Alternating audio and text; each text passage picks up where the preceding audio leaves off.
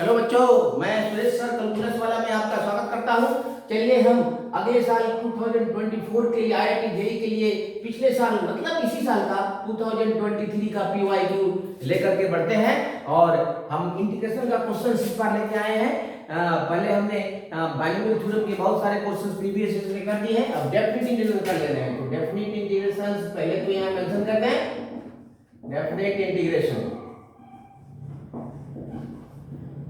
बहुत ही बढ़िया बहुत ही अच्छे ब्यूटीफुल क्वेश्चन है, बहुत खूबसूरत सवाल है बच्चों। और इसको जैसे ही सॉल्व करेंगे काफी अच्छा प्रैक्टिस होगा।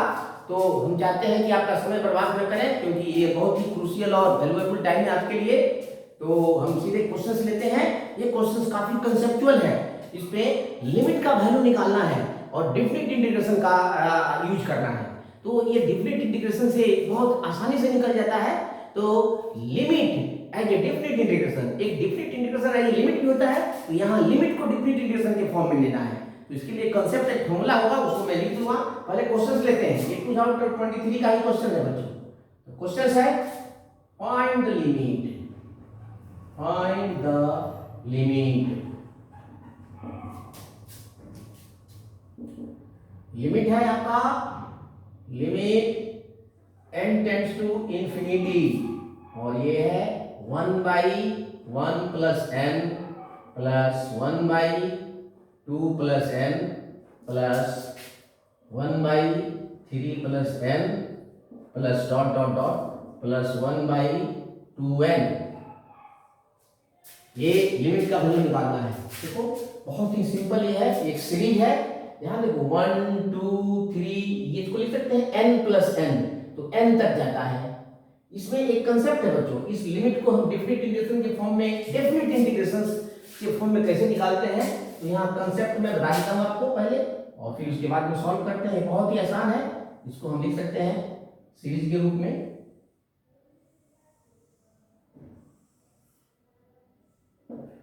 यहाँ कंसेप्ट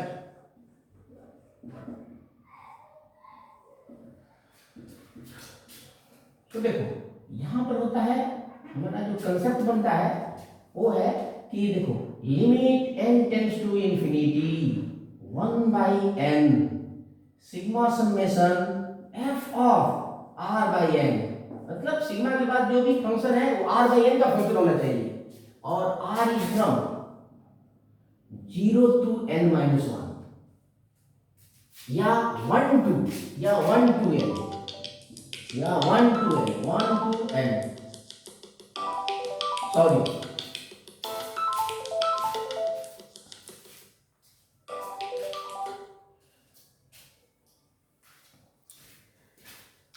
तो इसका वैल्यू होता है, देखो इसका वैल्यू होता है डेफिनेट इंटीग्रेशन, ये fx dx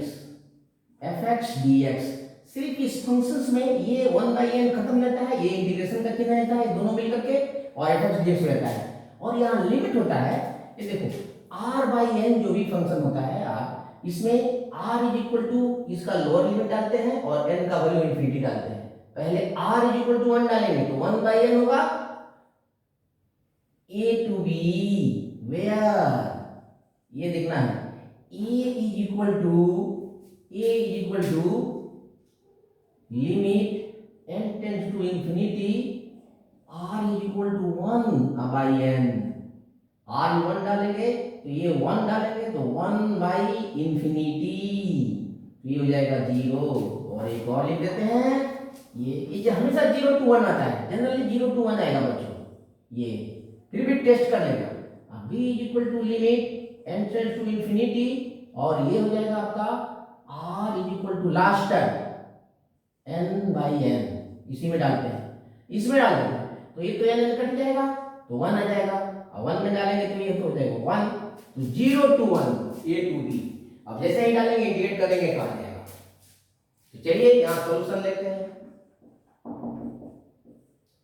मेन है कि इसको आपको इस सीरीज के रूप में कैसे एक्सप्रेस करना है r/n के, तो यही मेन प्रॉब्लम है। चलिए हम लिखते हैं, देखते हैं यहाँ पर देखिए limit n tends to infinity, और ये है आपका 1/1 plus n plus 1/2 plus n plus 1/3 plus n plus dot dot dot plus 1 by ये 2n इक्वल टू लिख सकते हैं हम इसको limit n tends to infinity 1 by 1 plus n लिख सकते हैं plus 1 by 2 plus n plus 1 by 3 plus n plus dot dot dot plus 1 by n plus n लिख सकते हैं।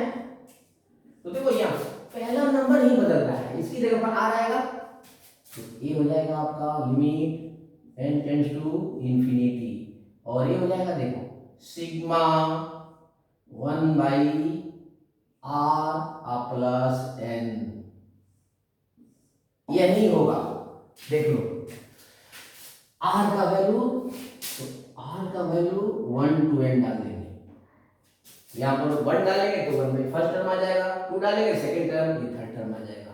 अब यहाँ पर देखो इस फॉर्मूला में 1 बाई n है, 1 बाई n कहाँ से आएगा, इसको देखो इसमें से n कॉमन लेंगे, इसमें से जनरली n कॉमन लेते हैं, ये जो भी है r प्लस n का देखो ये r है खाली तो ये n कॉमन लेंगे हम, या दोनों को न्यूमरेटर और डिनोमिनेटर को n से डिवाइड कर देते हैं, बात एक ही है, दोनों को डिवाइड करेंगे तो भी हो जाएगा। चलो यहाँ पर हम कॉमन लेते हैं C equal to limit n tends to infinity sigma, यहाँ वैरी कौन कर रहा है, r वैरी कर रहा है, n तो कांस्टेंट है तो ये आपका हो जाएगा आपका सॉरी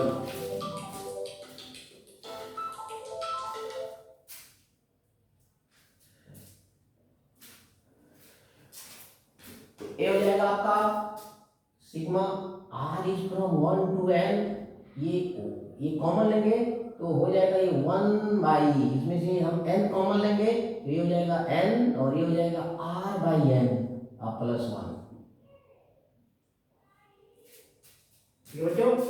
ये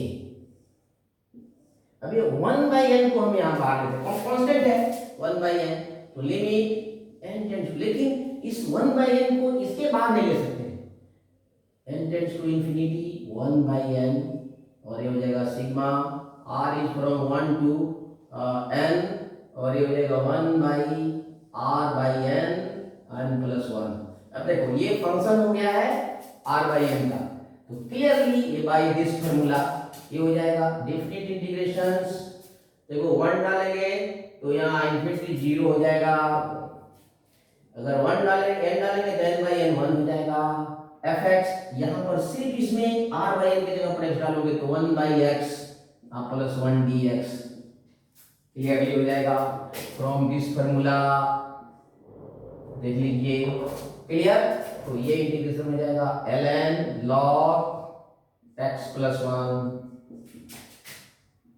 0 to 1, तो ये हो जाएगा 1 plus 1 log 2 minus log 1 that is log 2 is answer.